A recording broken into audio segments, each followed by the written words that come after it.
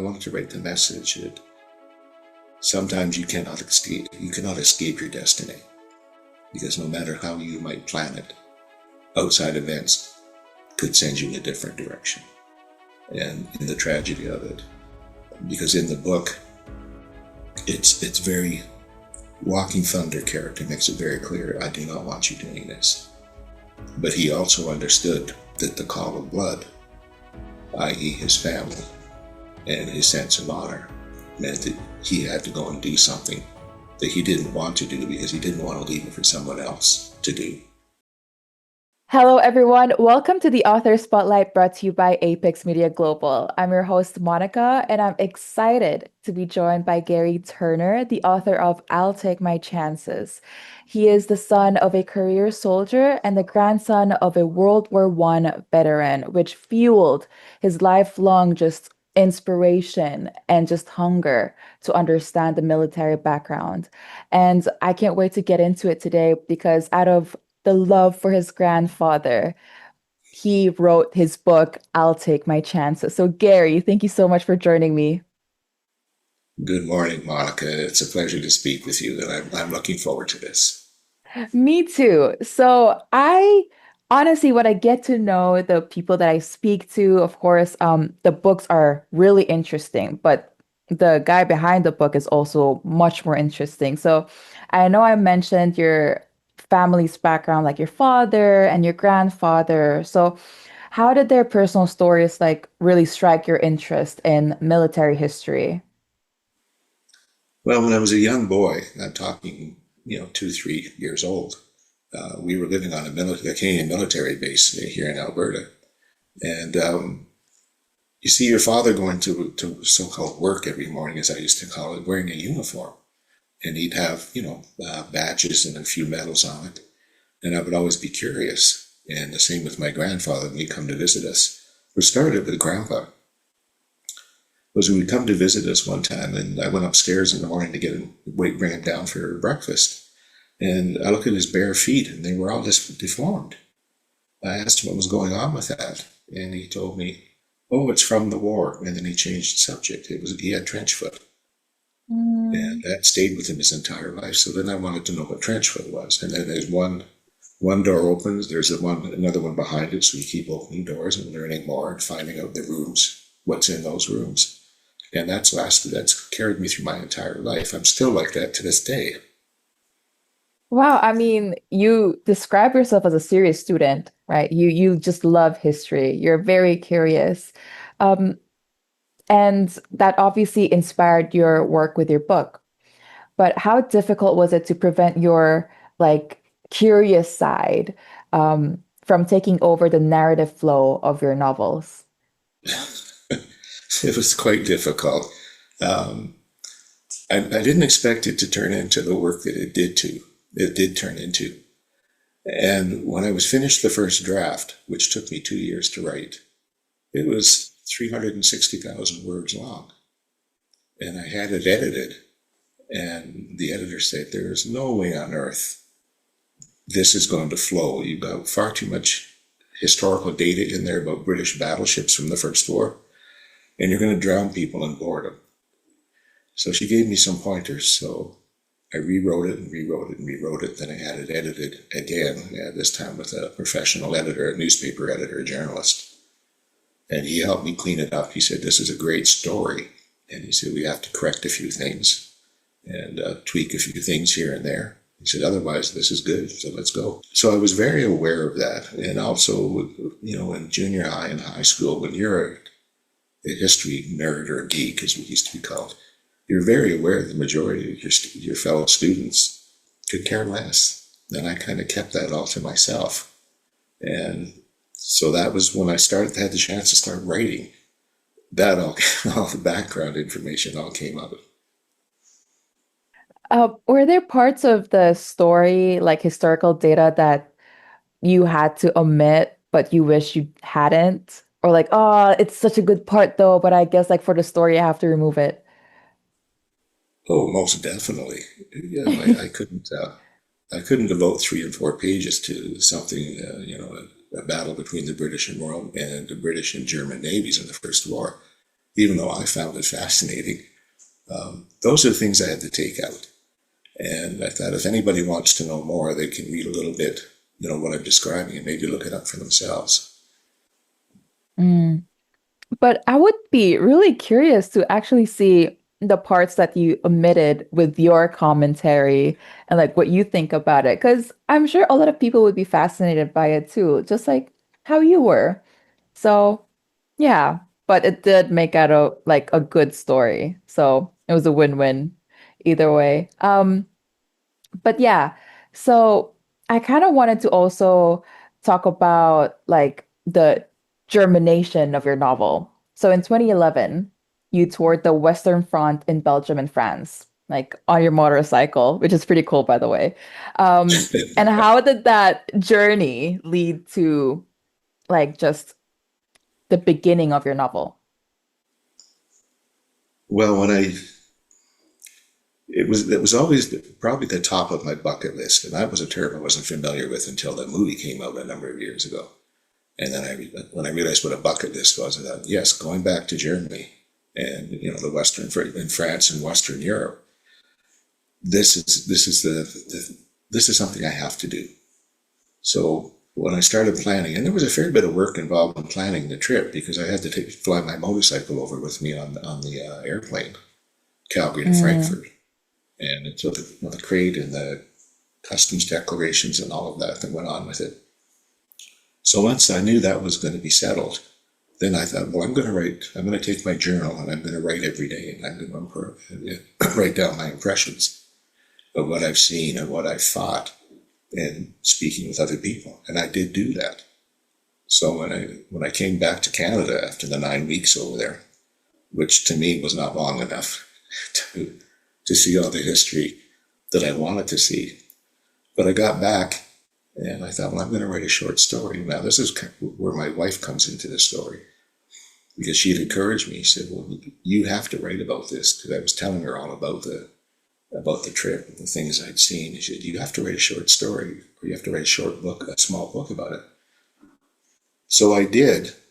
And then we met the owner of a magazine, the largest Canadian motorcycle magazine in the country. And we saw him at a trade show, and we spoke to him for a minute. And he said, well, if you're a writer, he said, send it to me. So I wrote it up, sent it down to Glenn, and he got back to me within about an hour. And he said, what a fantastic story. He said, I'm definitely going to write this. And that was a bit of encouragement because when I had finished writing the story before I sent it in, I had finished it, but I thought, I have more I want to say. So I went back to the story and I thought, okay, we're going to back this up. We're going to back this up a long ways from when we published the story in the article rather in 2012. I backed it up a long ways, and I thought, well, these are things that you've always been interested in. And I've always had this, even though I'm a grown man, a senior citizen, I've always had this attachment to my paternal grandfather, because when he would come to visit, he would tell me stories, and of course he'd spoil me rotten. So what little boy wouldn't idolize his grandfather? And I'd always thought I wanted to pay tribute to you somehow, Gramps, and I don't know how. And then when I started writing the story, I thought, he has to be front and center. He has to be the major point that kicks off the entire story.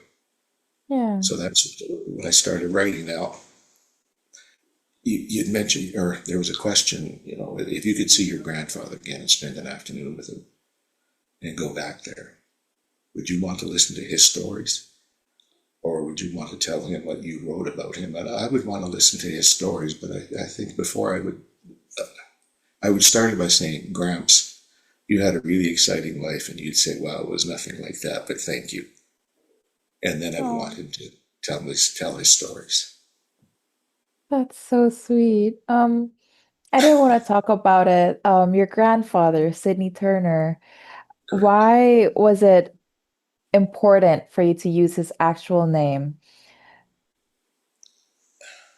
I wanted people, if anyone was going to read it, I wanted them to know he actually existed.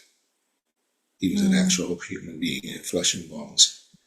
So when I went back in 2011, I wanted to go where he had been, where he was born. and where he spent his years as a child and a very young man.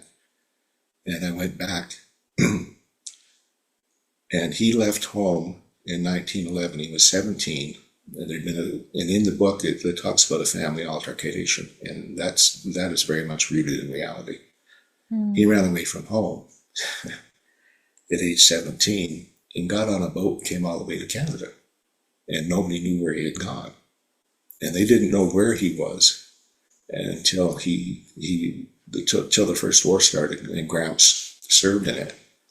And he went back to the village where he'd come from and knocked on the door and said, "Here I am." And they were just astonished because out of the blue, 6 years later, here comes their fully grown, big husky man back to his village.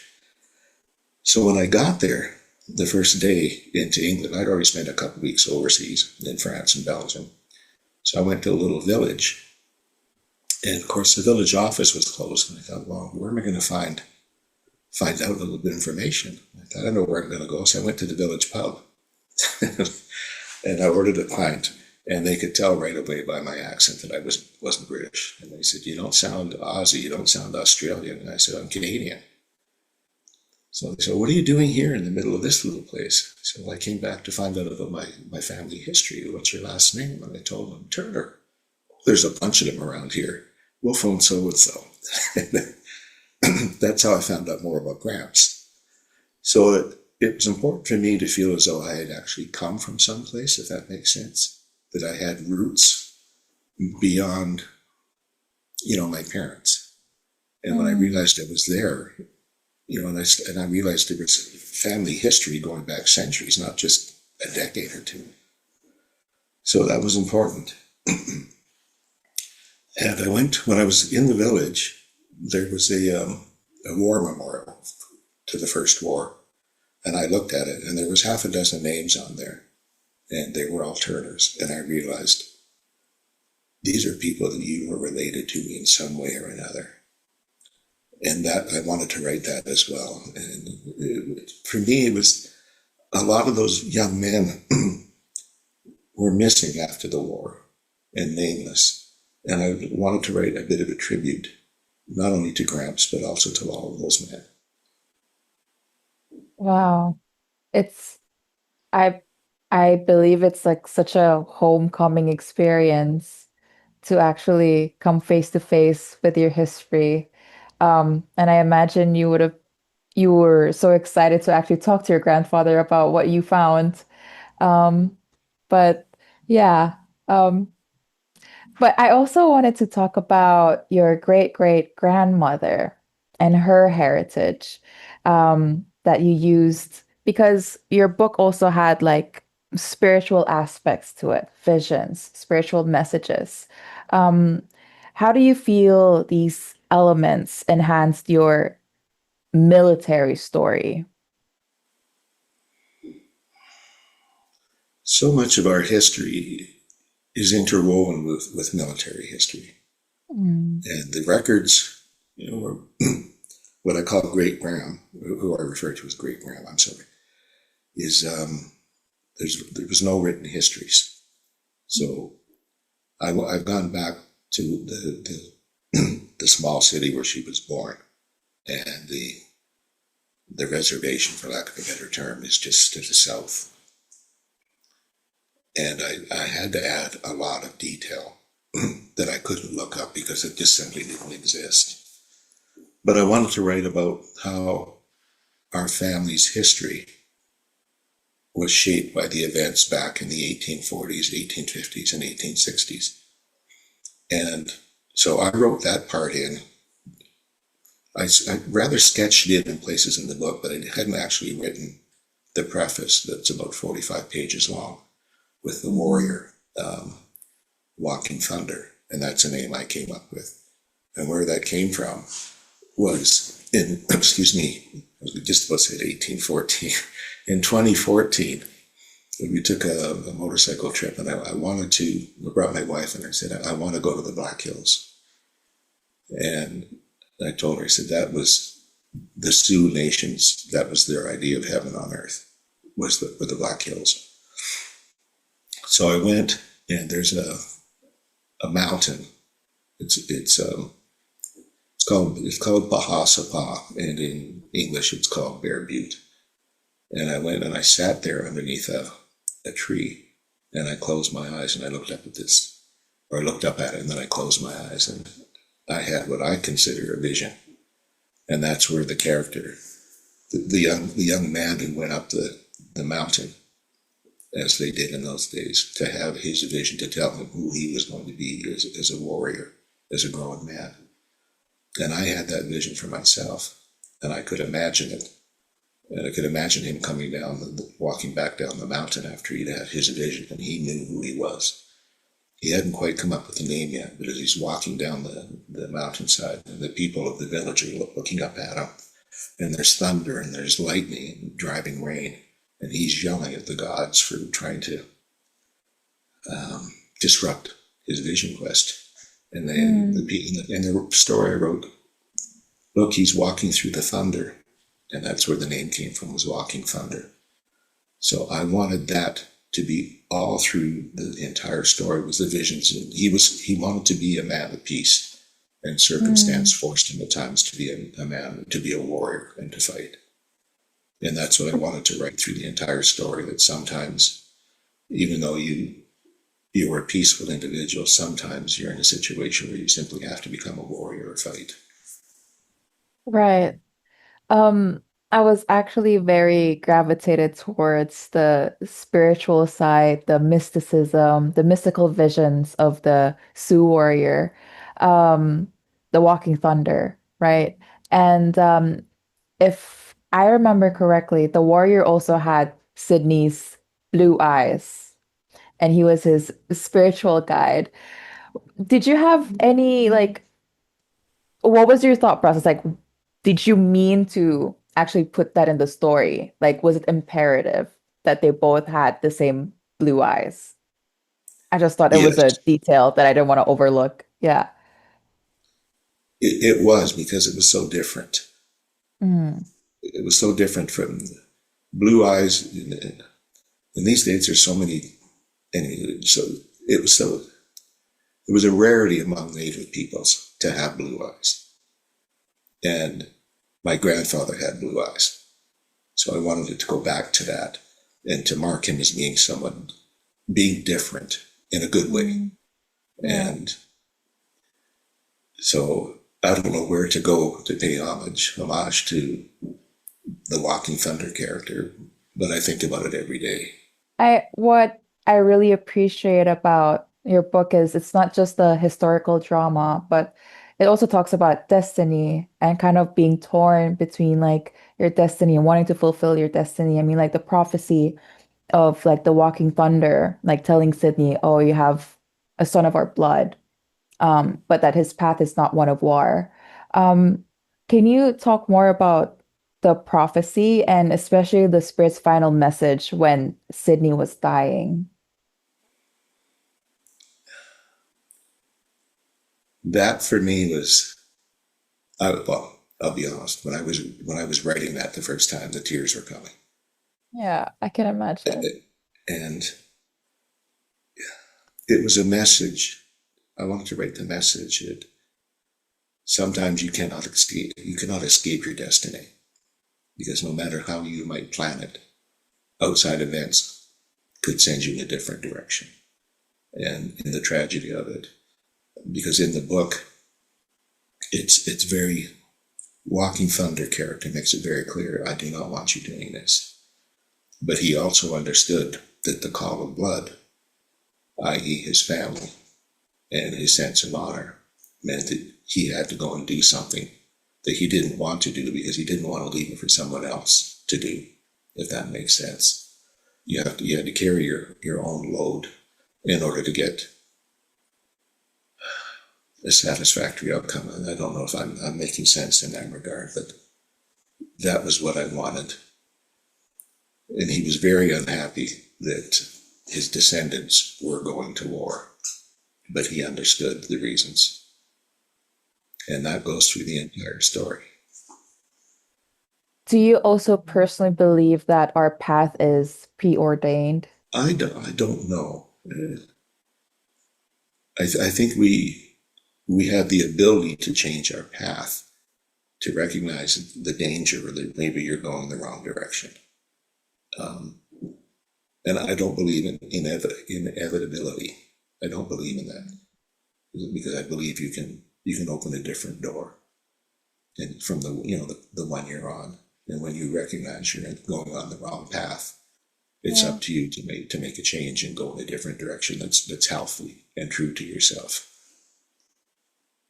Um, if your book had its own life, do you think Sydney, as in the Sydney in your story that you've written, could have taken another path and it could have ch like totally changed the story?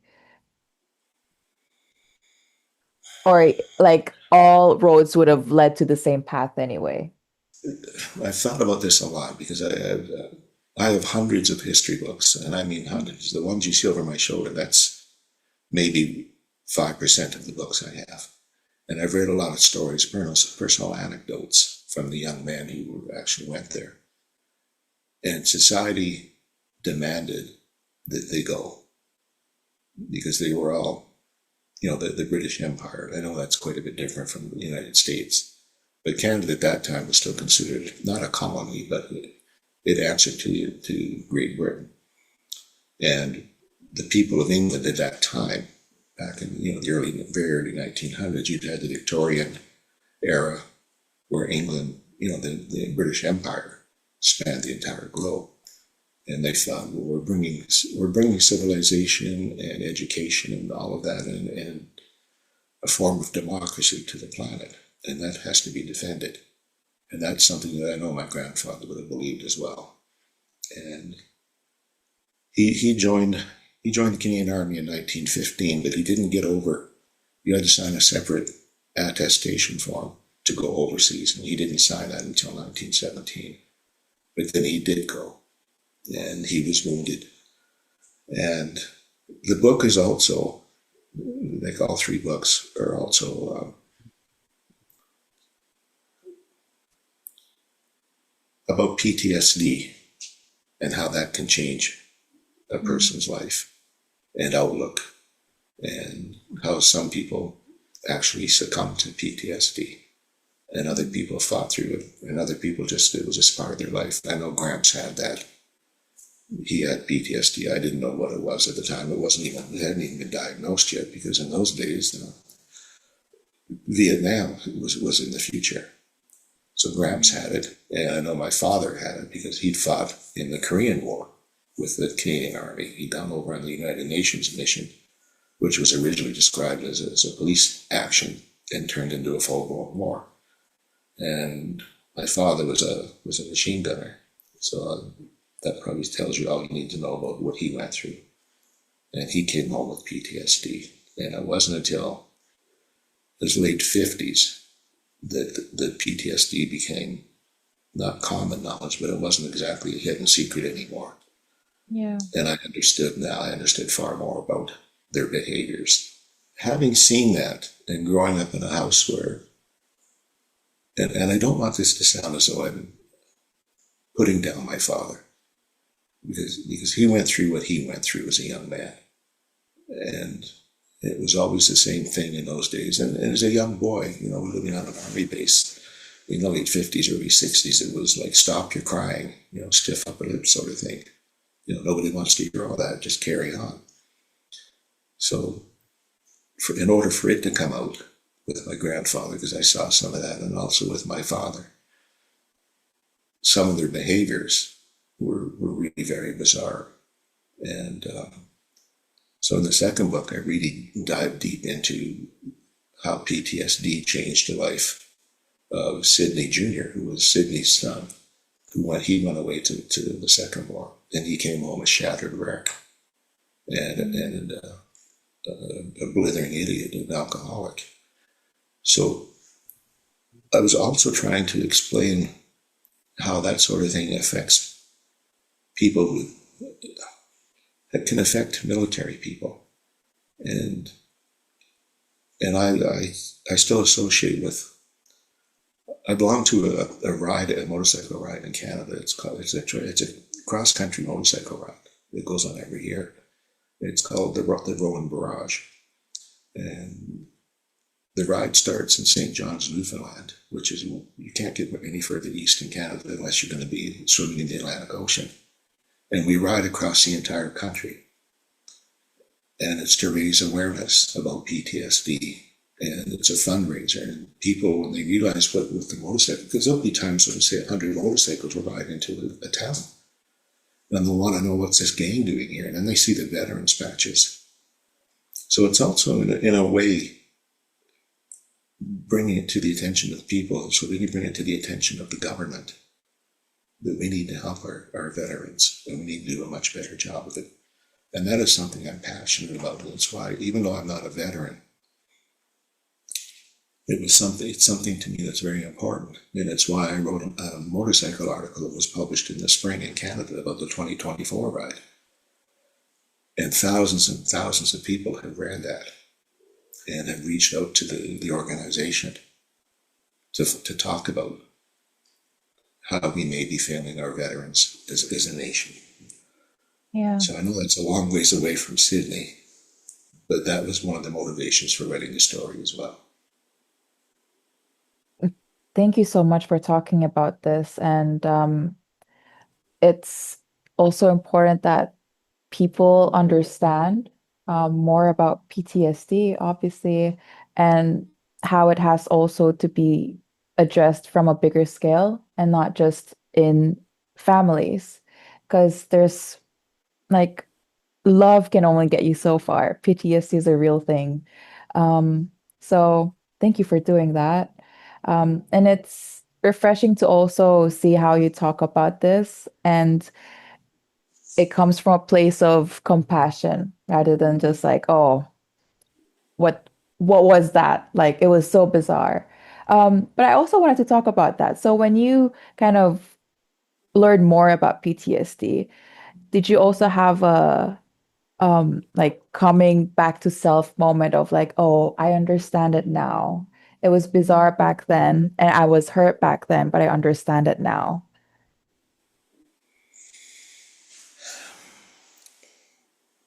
I hadn't thought when began the interview.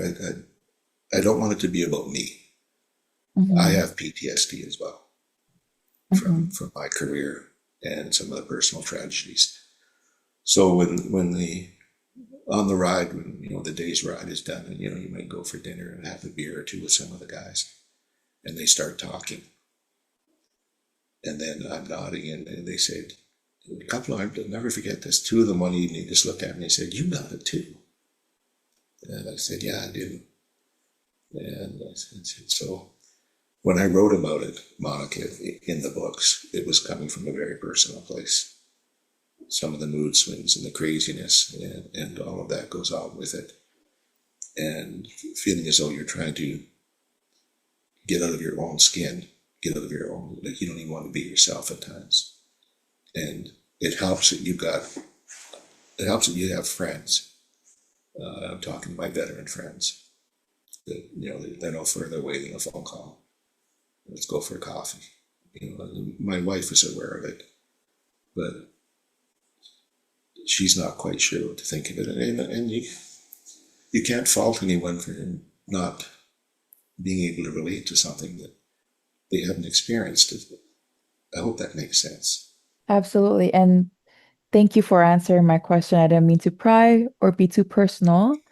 But it means a lot that you talk about this.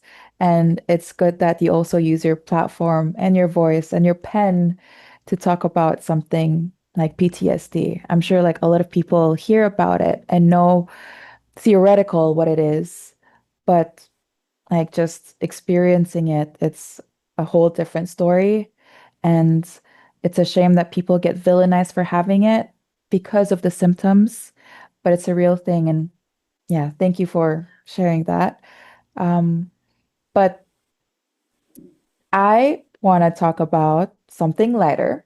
Okay, let's talk about your book.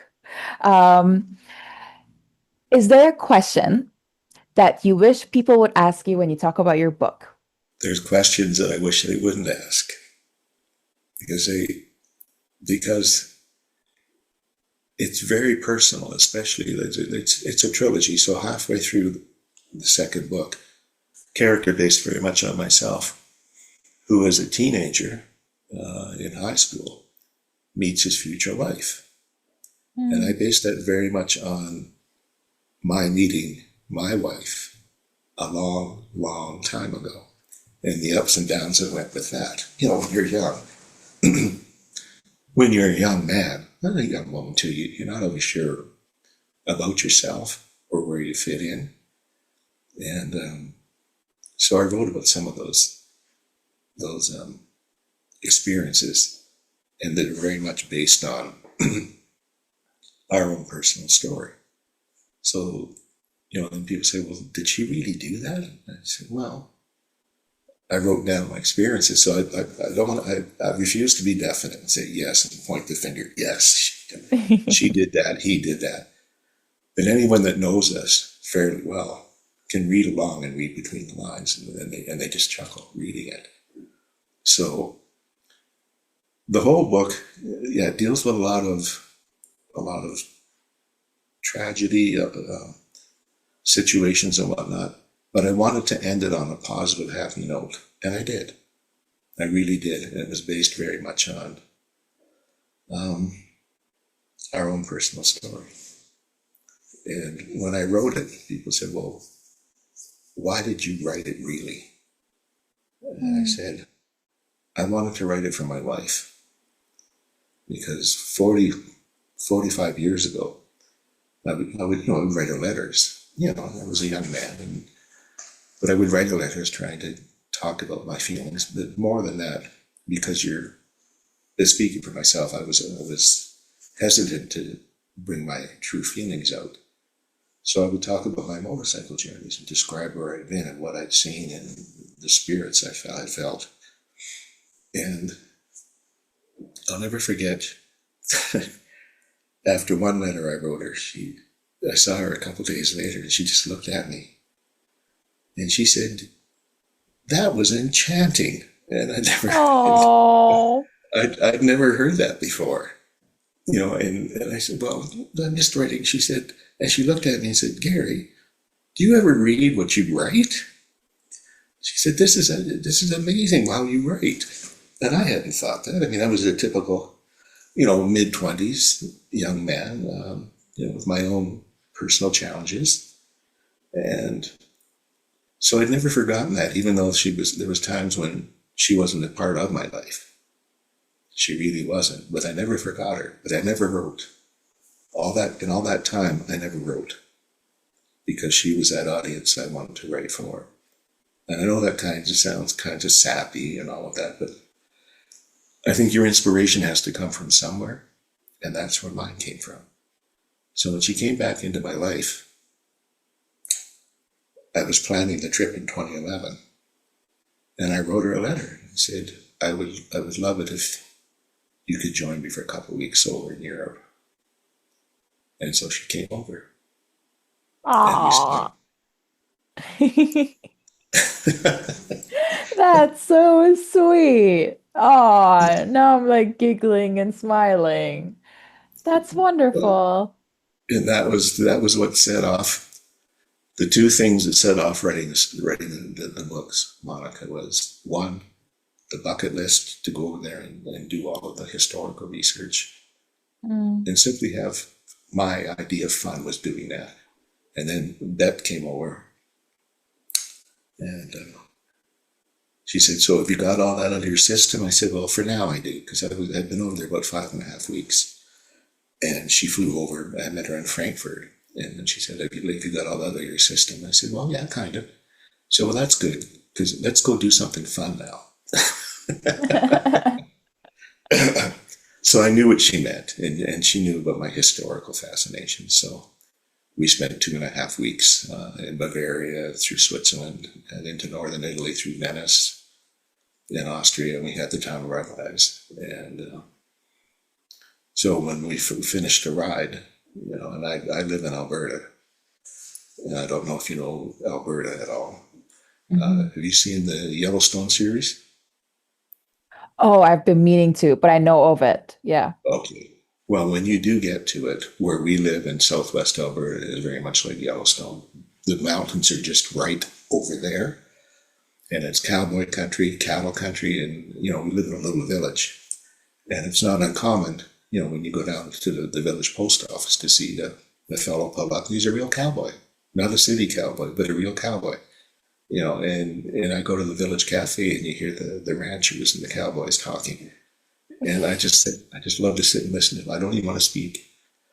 Yeah. So in the third book, when I start writing about kind of the homecoming with the characters based on myself, I wrote about that and how the people that came out west to meet me would look out at the mountains and they say, I think I understand you finally. And that's how I am. Oh, I have so many questions, but I'm afraid it might get personal. But Well, I won't answer it I there, but please um ask. uh, do okay, maybe answer or maybe not. When you said the statement of like maybe like finally understanding you, do you finally understand yourself too? Yes, yes. It came about when I was finally. My wife was born and raised in Toronto, and she came out west years ago, as we call it out here in Canada. She came out west to Alberta, and that's where we met. And then she got homesick because she was young, and she went back, and she wanted me to go back with her to Toronto. And I don't do well in big cities. It doesn't matter which city. I just don't do well in them. I like the great outdoors, so to speak. And she couldn't understand that. At least I don't think she could understand it. But she said, "There's there was a line in the movie The Horse Whisperer where the fellow's talking about why his marriage failed, and his wife wanted him to go back to live in Chicago with her, and he couldn't. He couldn't do it. He couldn't stay. And somebody said, "Well, what went wrong?" He said, "Well, for me, it was too much city, and for her, it was too much country." And that's kind of how it is. But I finally convinced her, let's go back out west, because I'd never left.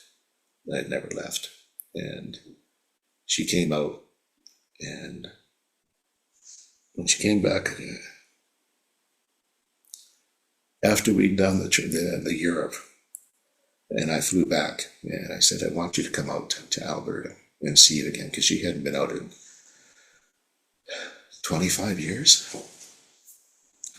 So what it looks like here is, if you can envision Western Montana, the soaring mountains, the rolling prairies, all the forests, that's what it's like here.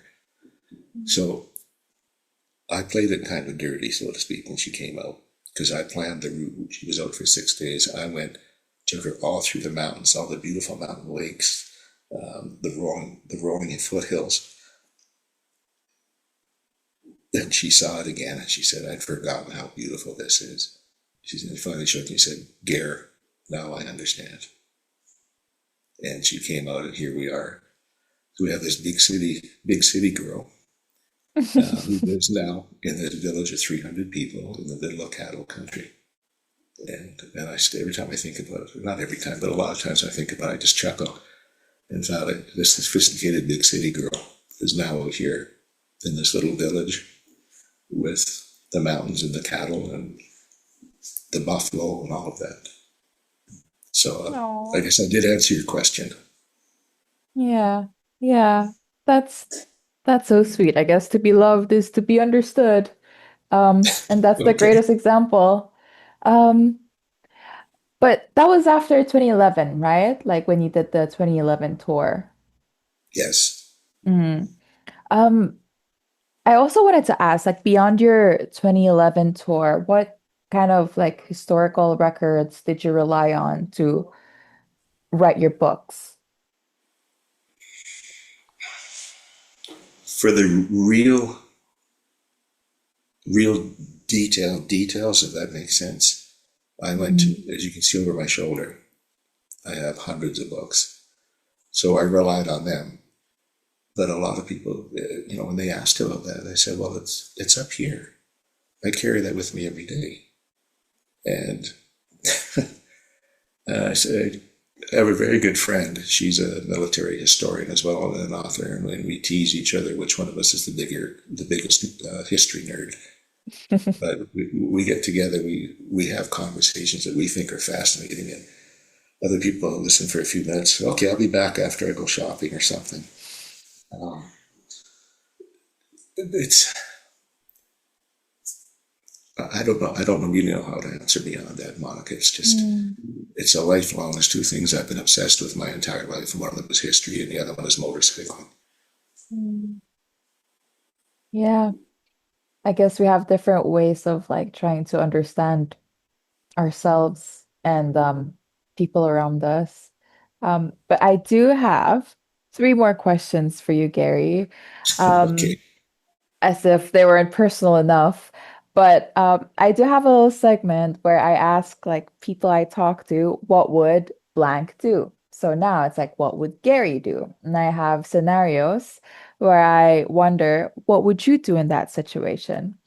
So the first question is, if you were a young man today and you were facing government funding cuts, I guess kind of like similar to your story, which we weren't really able to talk about when you wanted to join the Air Force, would you keep hoping or would you pivot to a new passion if you were to do it all over again?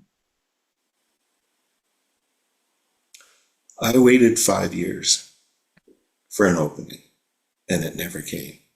And unfortunately for me, um, and unfortunately is not the correct word, but to my detriment, that's the word I'm looking for. To my detriment, I wasn't focused on doing anything else.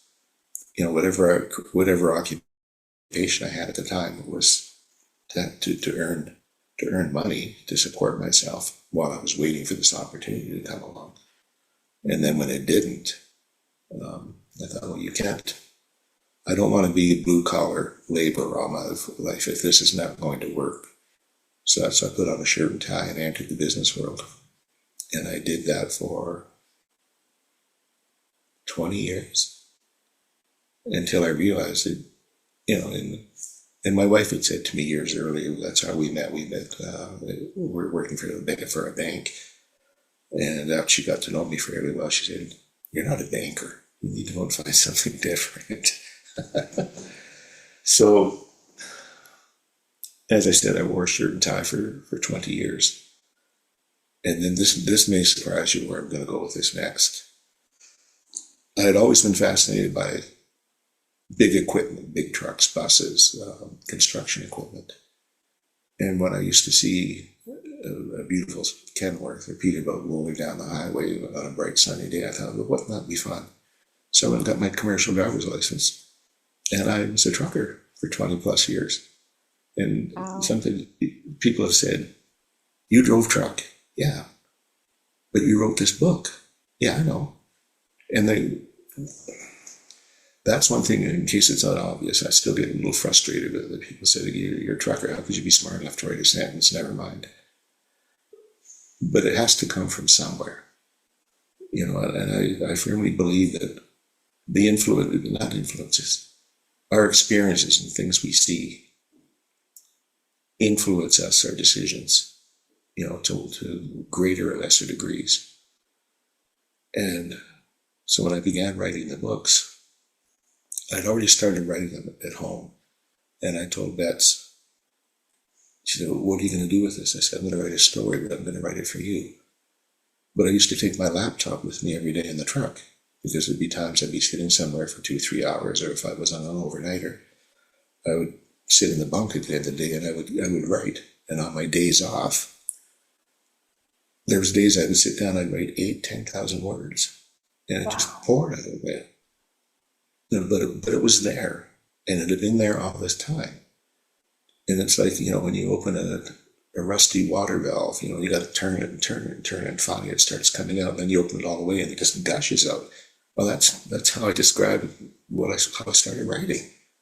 And it was a labor of love for my wife, and it was also a labor of love for myself to prove I really can do something like this.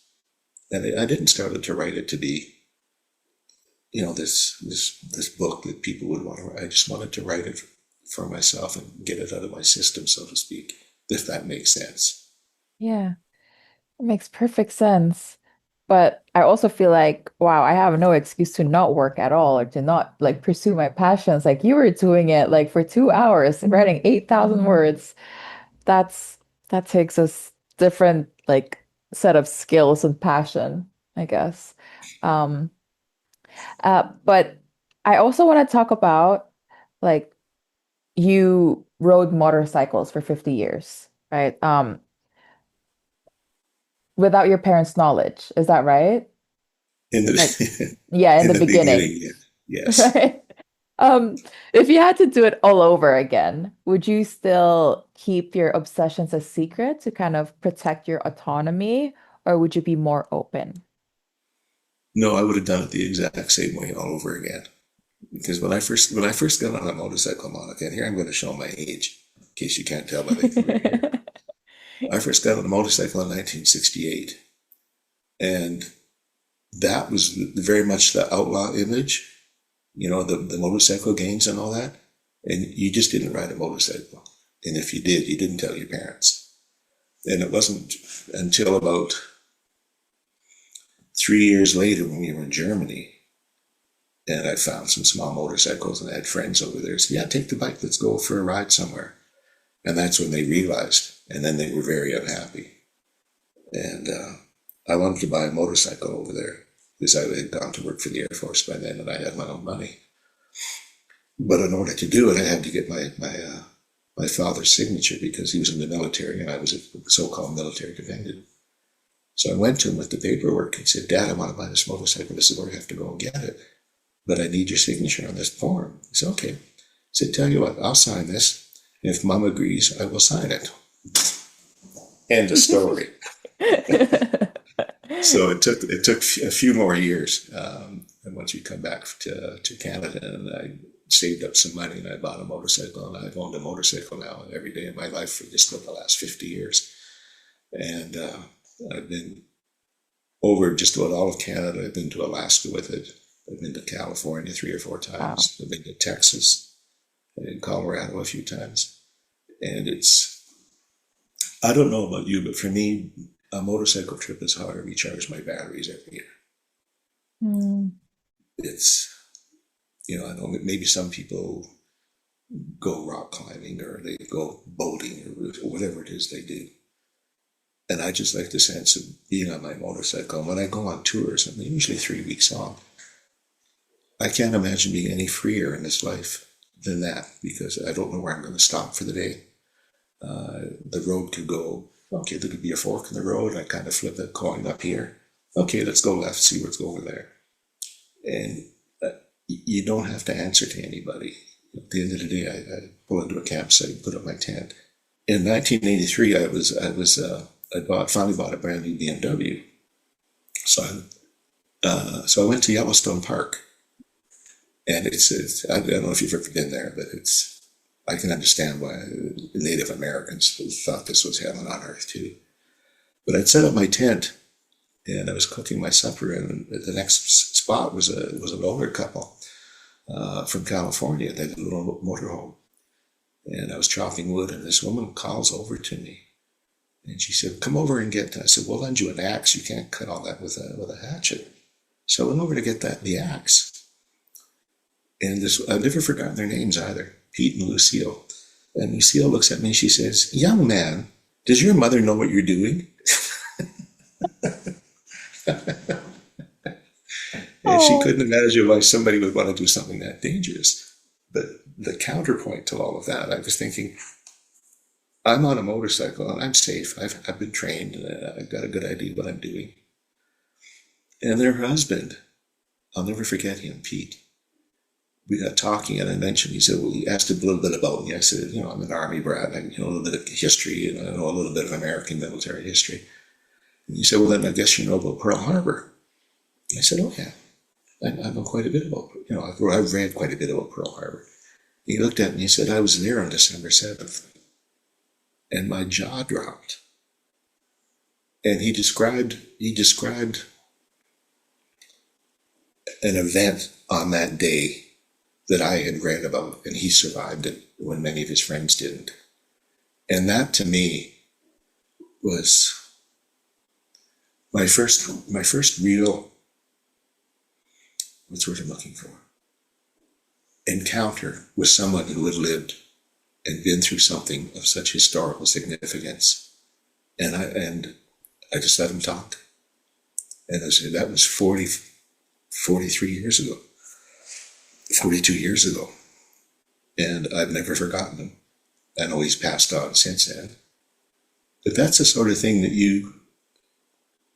that I seem to run into as a historian. You know, someone will be talking, be with some friends, we'll meet some friends of theirs I've never met before, and they'll say, well, Gary's an army brat, Gary's a historian, he's an author, he's written a historical book. And then they want to talk and share their experiences. And I don't want this to sound big-headed, but someone who has the historical background knowledge about events like that, when they realize you know a little bit of what they're talking about, they become very comfortable and they want to tell you their story. Mm-hmm. And that to me is, like the veterans, right? These are all fellows that have been in Bosnia in the early 90s through all that ethnic cleansing, and other fellows that were in Afghanistan. And while I've never been there, a few have asked me over the years, were you in the army? I just laugh and say, no, my dad was, and that's how I was raised. So I said, well, it shows.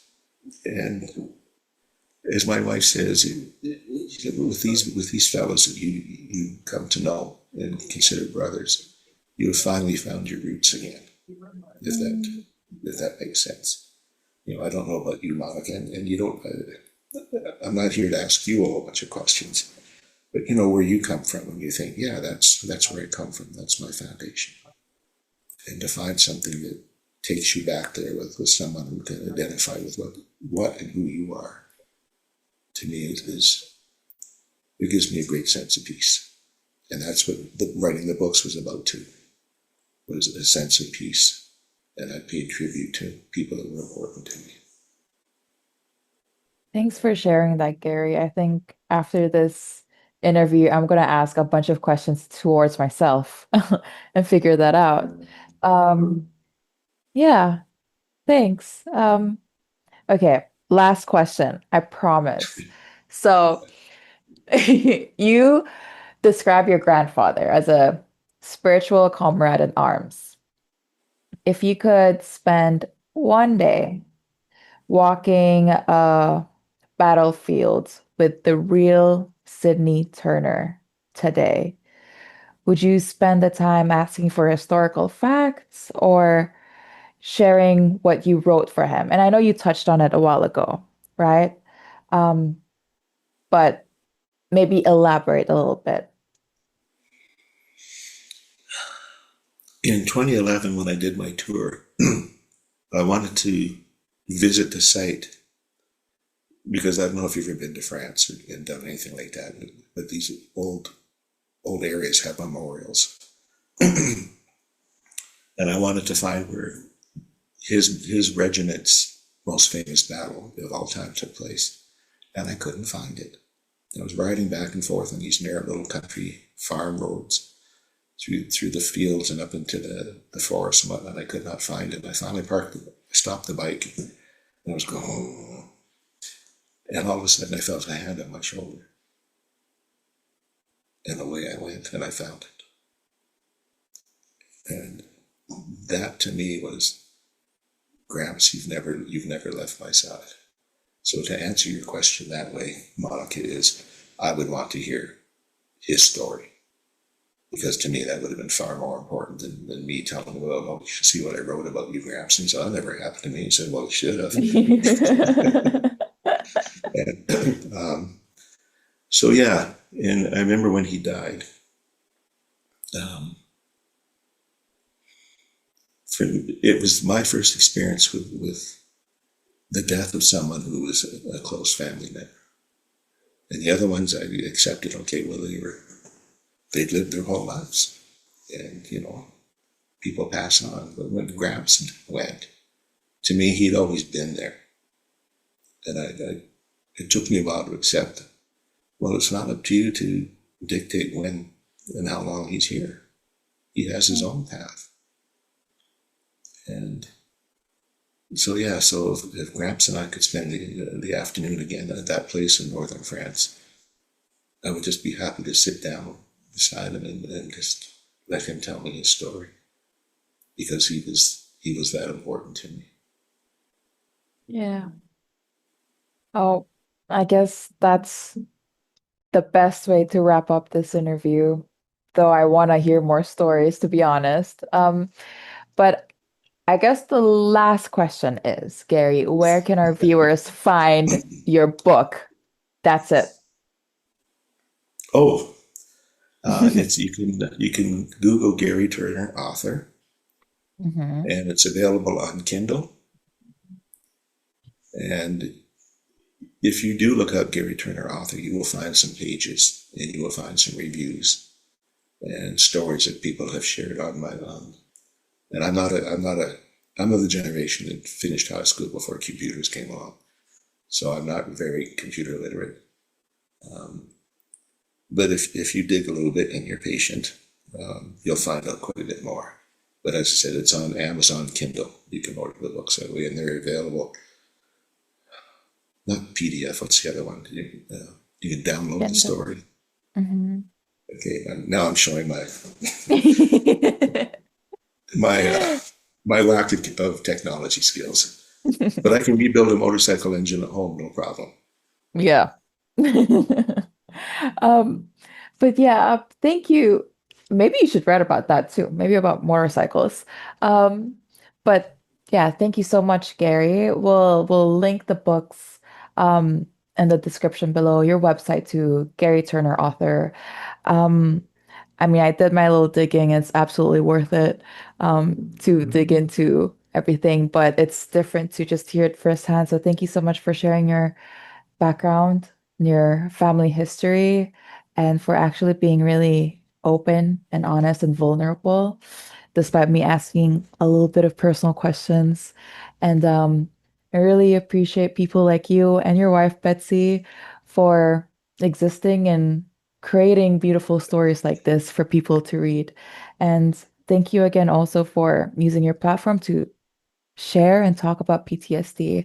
Um, to be honest, this is one of the most like honest and natural conversations that I've had. And I hope our viewers also appreciate that too. And hopefully they get in touch with you and maybe they could also ask you more questions. But to our viewers, I say if you enjoy any conversations like this, we have plenty on our channel. But I hope you also leave a comment for Gary. I'm sure he'll appreciate it. And Gary, thank you so much again. It has been an absolute pleasure to spend this time with you. And yeah.